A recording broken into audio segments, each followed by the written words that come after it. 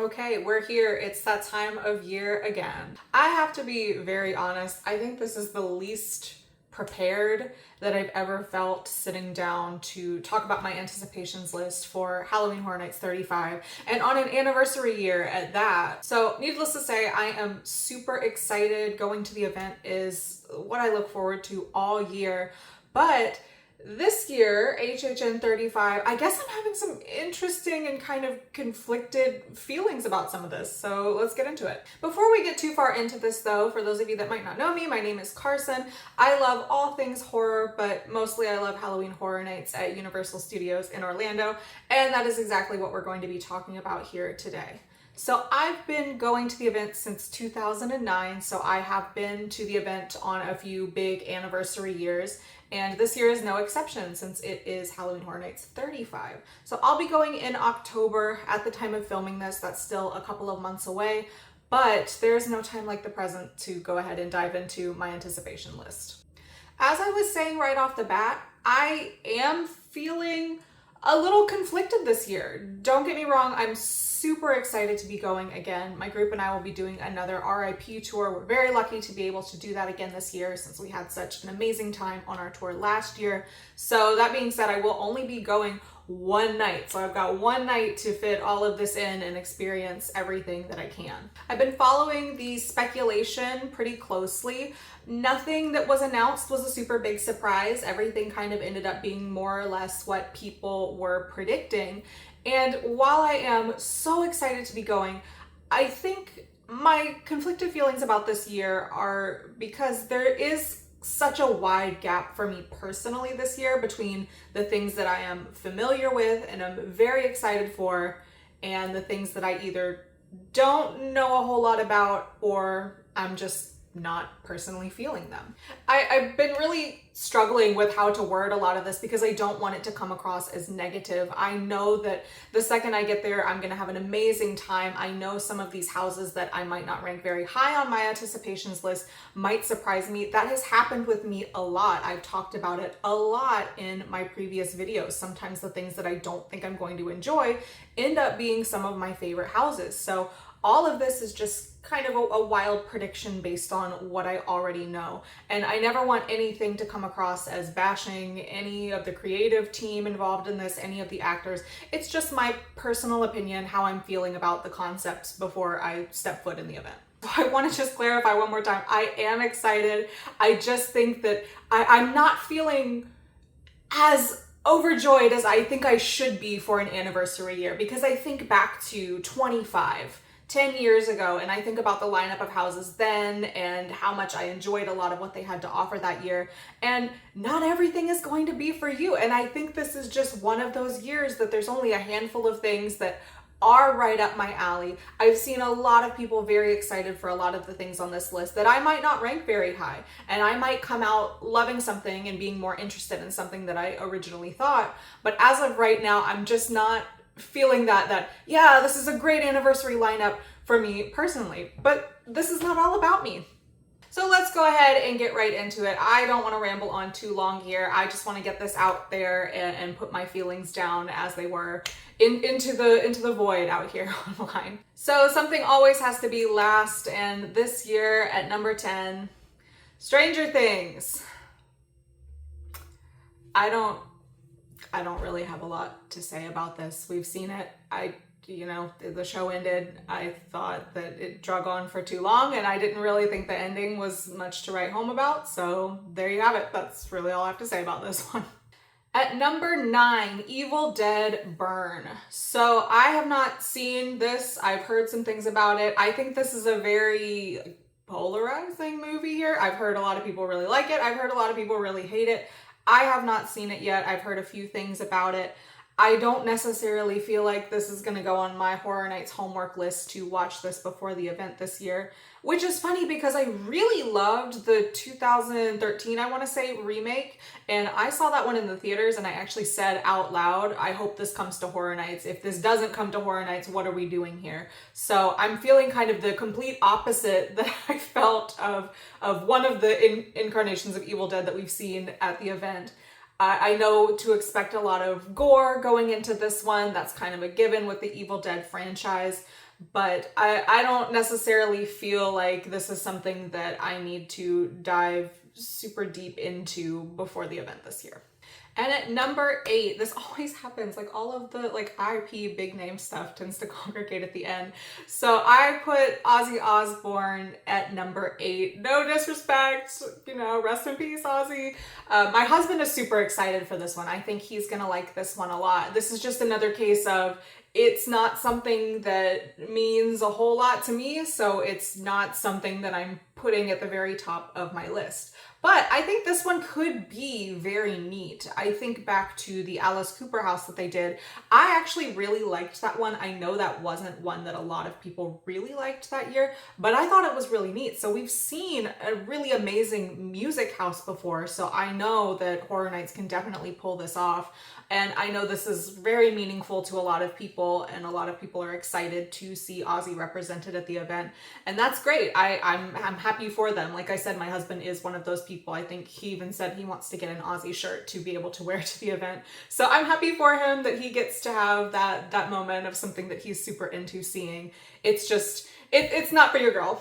Okay, number 7. Hellraiser, another IP. I feel so rotten. And I also feel like every time these houses come out and it's something that I haven't seen, I fear that like the horror police are going to come and bust down my door and take away my horror card, because I have to be so for real with you guys. I have never seen a Hellraiser movie. I know of Pinhead. I know who he is. I have seen him at some local haunts before that are just kind of a mishmash of different IPs just popping out from behind black walls. So I have seen him in a haunted house before. But this is, if I'm going to watch anything from the bottom of my list that I haven't already seen or been familiar with, this is going to be it. I think my husband and I have agreed that we're going to watch this one, at least one of them, before we go to the event this year, because I do think that this is something that I might actually be into. I just put it kind of on the lower end because I'm not super familiar with it, but I know this is kind of like a big get for Horror Nights, so I'm excited. It's a little bit more of like, I guess it would fall under the category of more of a classic. But I allow for this one to surprise me. I think any of them on this half of the list, if they're going to surprise me, it's probably going to be this one. At number 6, I've got Cybergoria. So my initial reaction to this was, what is this? And it brought to mind for me, I know it's not necessarily going to be like this at all, but something about it, the little blurb that I read brought back the Sawsenstein house from 2011 to my mind a little bit. And listen, I might be the only fan. No, other people like Sawsenstein. I feel like on Arrested Development, like, there are dozens of us, dozens. But I am one of the people that actually really loved Sawsenstein as a house in 2011, in addition to the Scare Zone. I know this isn't exactly the same thing, but that's kind of the closest comparison I could make it to in my mind. I know this one's going to be a little more cyberpunk, I'm guessing. And if it has Goria in the name, I'm assuming that it's probably going to be a pretty bloody house as well. But this one kind of takes the place of last year's Grave of Flesh, that when it was announced, I wasn't entirely sure what to make of it. But then when I got there, I kind of more understood the vision. So I'm hoping that is going to come to pass for this one as well. Who knows? This could surprise me. And in the top half of my list at number 5, we've got Madlands Caged Cannibals. Cannibals at the zoo. Sure, why not? I do wonder if we'll see animals, though. I would assume that there's probably going to be some surprises, and some animals might be represented in this as well.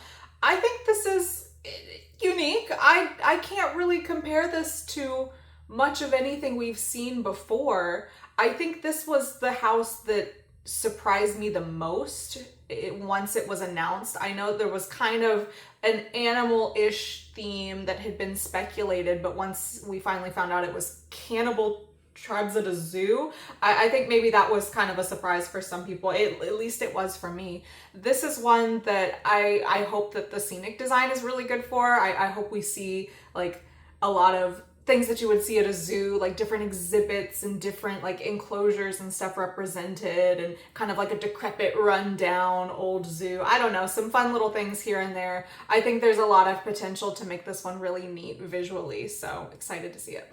At number 4, the one IP that has escaped the bottom of my list, and that is Sinners. I have seen Sinners. I loved Sinners. I thought it was an amazing movie.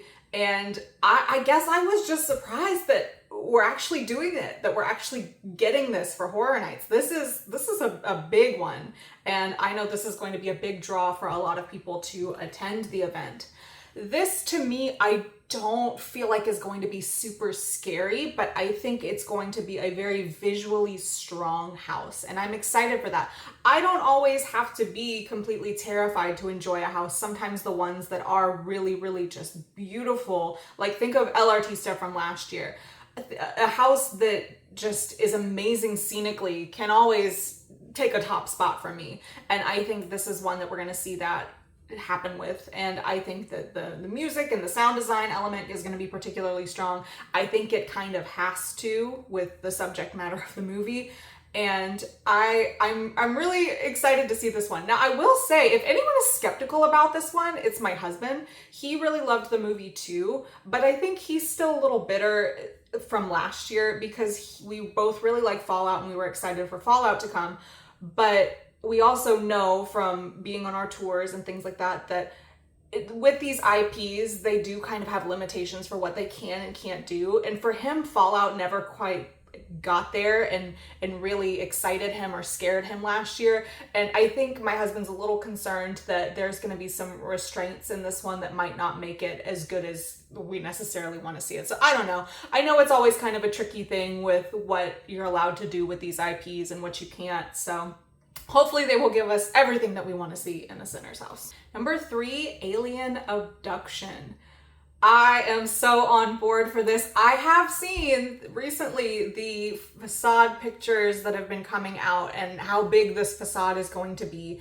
And it is only making me more excited to walk into this house for the first time. I am so sold on this idea of an alien invasion on a farm. Like, why haven't we done this? Where has this been? You know, I think this is an amazing idea for an original. I think there's so much potential for this one to be actually kind of scary. I don't know, maybe even a little goofy. I'm not 100% sure on tone, but I am so sold for whatever they have in store for this one. I think that this is going to be one of my favorites. I could see this, like I said, either being like super scary or super fun. I don't know. I'm kind of leaning more towards scary right now, but I think that this is great. I immediately was like, well, that's going in the top part of my anticipations list for sure.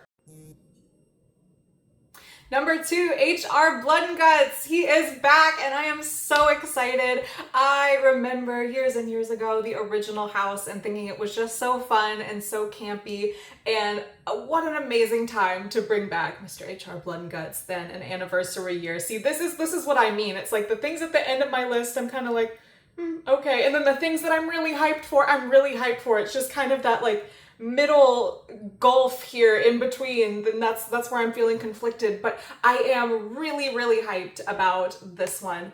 Why don't we have him at the event every year? That's my opinion. HR Blood and Guts should be represented in some way, shape, or form every single year. The second this was announced, I couldn't stop smiling because I know this is going to be a love letter to, I want to say, the hardcore Horror Nights fans. I think that this is one of those things that, you know, is big in the fandom, and a lot of people had a lot of love for the original house. So it was only right for them to bring him back for this anniversary year. And I know I'm going to smile the whole time in this house. I'm going to have so much fun. And that leaves our number 1, Jack and Oddfellow, Chaos and Control. This is the one. I mean, this is the one. As soon as they announced it, I'm like, well, there you go. My number 1 on my anticipation list. Of course, we were going to get some sort of big icon house for the anniversary year, and I am very happy to have Oddfellow back. I loved Oddfellow when he appeared a few years ago, and I was hoping that they were going to bring him back. I know a lot of people were hoping that as well, and I think that this is such a really great concept, the duality between him and Jack, and I think there's going to be so many Easter eggs in this house as well. This might be one we might have to run this one a couple times to make sure we see absolutely everything there is to see inside of it. And I always love the original things. I love the IPs as well. A lot of my favorites have been IPs, but at the end of the day, I always kind of come back to the original icons and original concepts that they created, because that at its heart is Horror Nights. And you can always feel just the time and the love and the dedication that have been put into these concepts. And I think it's just so strong. And I know these big name things like Stranger Things and Sinners, those get people to come to the event. And I think that's amazing, the way that this event has grown. But I think the real heart is the stuff like this Jack and Oddfellow and the original things that the people at Universal have created over the years. So there you go. I tried to keep it as short and sweet as possible. And I always look back on my list and kind of laugh. I don't know this year. I think my top 2, 3, 4 are all pretty strong. I will be surprised if there's an upset this year. Although there was an upset last year, I did not think Jason was going to take it. So who knows? Maybe all of my years of going have not made me very good at guessing. But it's not necessarily a guessing game. This is just what I'm anticipating liking the most. So that's going to do it for me today. I still have a little bit of wait until I get to go to the event, but I'm just getting more and more excited each day, and I can't wait to see what Halloween Horror Nights 35 has in store.